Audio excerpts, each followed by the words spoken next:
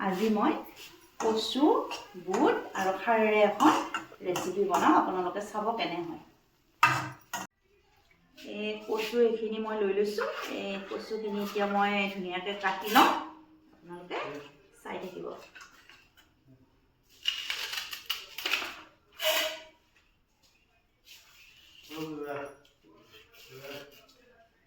এইটো হ'ল নীল কচু এনেকৈ মই অলপ অলপ কৰি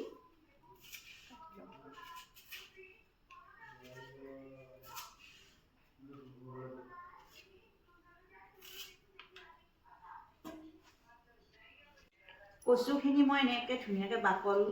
গুচাই ধুই ল'লোঁ এতিয়া মই এইখিনি কচুখিনি ধুনীয়াকৈ সৰু সৰু কৰি কাটি ল'ম ডাঙৰ হ'লেও কথা নাই অলপমান খাৰ দিয়া যাব যিহেতু এনেকৈ মই কাটি ল'ম কচুখিনি এই কচুখিনি মই ধুনীয়াকৈ কাটি ল'লোঁ কাটা হৈ গ'ল এতিয়া বনাম আৰু দুটা জলকীয়া আৰু এইখিনি নেমুৰ লৈ লৈছোঁ আৰু বেলেগ একো নালাগে ইয়াতে এইখিনিয়ে হৈ যাব এইখিনি বুট লোৱা হৈছে ইয়াৰ লগত বুটটো দি দিয়া হ'ব এতিয়া মই গেছৰ ওপৰত কেৰাহীখন বহাই দিছোঁ কেৰাহীখন গৰম হ'লে তেল দি দিম কেৰাহীখন গৰম হৈছে ইয়াতে মই কম পৰিমাণৰ তেল দিম বাছ হৈ গৈছে এতিয়া মই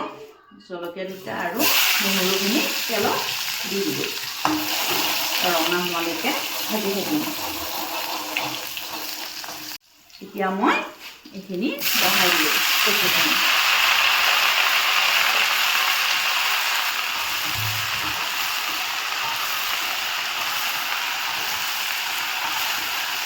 মই ঢাকনিখন অলপ টাইমৰ কাৰণে লগাই ৰাখিম এতিয়া মই ঢাকনিখন গুচাই অলপ লাৰি দিলোঁ আৰু ইয়াতে মই ইমানখিনি খাৰ দি দিম খাৰখিনি দি আৰু অলপ এনেকৈ লাৰি আকৌ এবাৰ ঢাকনিখন লগাই দিম এতিয়া মই ইয়াতে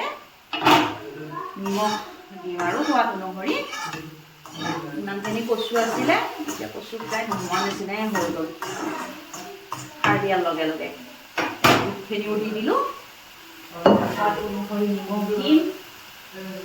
কম পৰিমাণত দিম নিমখটো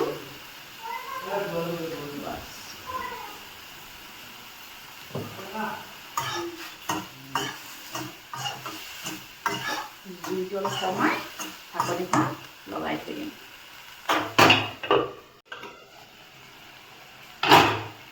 কচুখিনি ধুনীয়াকৈ সিজি আহিছে ইয়াতে মই হালধি নিদিওঁ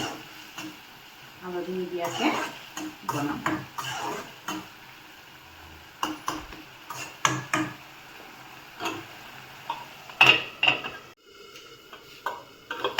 ঢাকনিখন গুচাই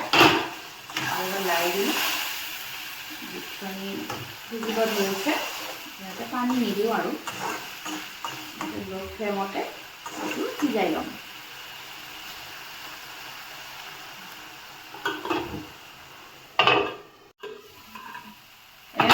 কচুৰ চব্জি হৈ গ'ল